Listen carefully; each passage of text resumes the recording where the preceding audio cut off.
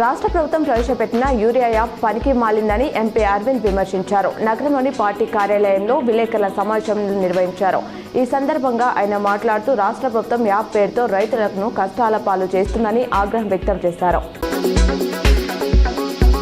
రాష్ట్రంలో కాంగ్రెస్ ప్రభుత్వం తీసుకొచ్చిన యూరియా యాప్ను వెంటనే రద్దు చేయాలని బీఆర్ఎస్ జిల్లా అధ్యక్షుడు ఆర్మూరు మాజీ ఎమ్మెల్యే జీవన్ రెడ్డి డిమాండ్ చేశారు. ఈ మేరకు నందిపేటలో ధర్నా నిర్వహించారు. వేసవి సెలవుల అనంతరం స్కూళ్లు ప్రారంభం కావడంతో బడిబాట పట్టిన విద్యార్థులు టీచర్లకు సీఎం రేవంత్ శుభాకాంక్షలు తెలియజేశారు. పిల్లలకు ఉదయం అల్పాహారం, మధ్యాహ్నం భోజనం అందించడమే కాకుండా అనేక సంక్షేమ చర్యలు చేపట్టాం, కష్టపడి చదవండి అని తెలియజేశారు.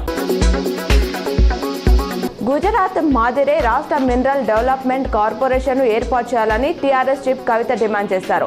రాష్ట్రంలోని ఖనిజాలని ఆ కార్పొరేషన్ ద్వారా నిర్వహించాలి. సింగరేణిపై కేంద్రం పెత్తనం తొలగించి మనకే హక్కులుండేలా చేయాలి అన్నారు. అల్పాహారం పథకాన్ని త్వరలో అన్ని ప్రభుత్వ స్కూళ్లలో అమలు చేస్తామని మంత్రి పొన్నం ప్రభాకర్ వెల్లడించారు. పిల్లలను గవర్నమెంట్ స్కూళ్లలో చేర్పించడం, డ్రాప్ అవుట్స్ ను తగ్గించి విద్యార్థుల సంఖ్య పెరగడానికి దీన్ని ప్రారంభించామని, ట్రస్ట్ల సహకారంతో అమలయ్యే ఈ స్కీమ్ కు ప్రభుత్వం దాదాపు 720 కోట్లు ఖర్చు చేయనుందని తెలిపారు.